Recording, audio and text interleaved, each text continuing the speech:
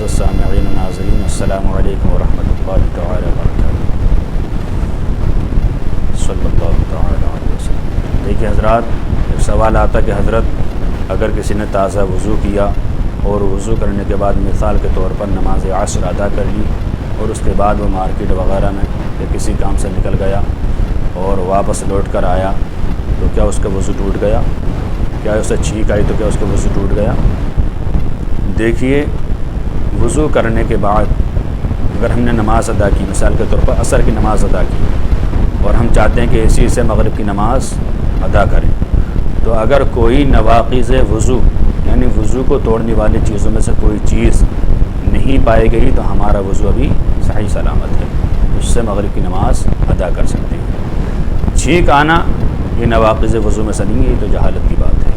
یا گھومنا پھرنا یہ بھی نواقض وضو میں سے نہیں ہے۔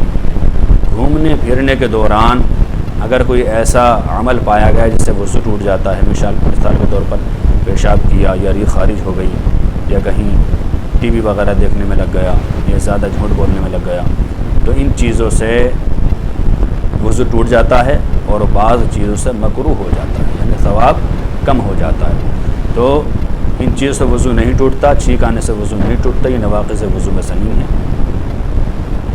اس بات کا خاص خیال رکھنا چاہیے کہ ہم اگر اس دوران لیٹیں تو اس انداز سے لیٹیں کہ ہمیں نیند کا جھونکا نہ آئے اور ہمارے استرخاء مفاصل نہ ہو، یعنی جوڑ ڈھیلے نہ پڑیں۔ اگر ہم سو گئے، لیٹ گئے اور نیند کا جھونکا آ گیا اور ہمارے جوڑ ڈھیلے پڑ گئے تب بھی وضو ٹوٹ جائے گا۔ اگر یہ ساری باتیں نہ پائی گئیں تو عصر کے وضو سے بلا شبہ مغرب کی نماز آرام سے پڑھ سکتے ہیں۔ اللہ تعالیٰ سے دعا ہے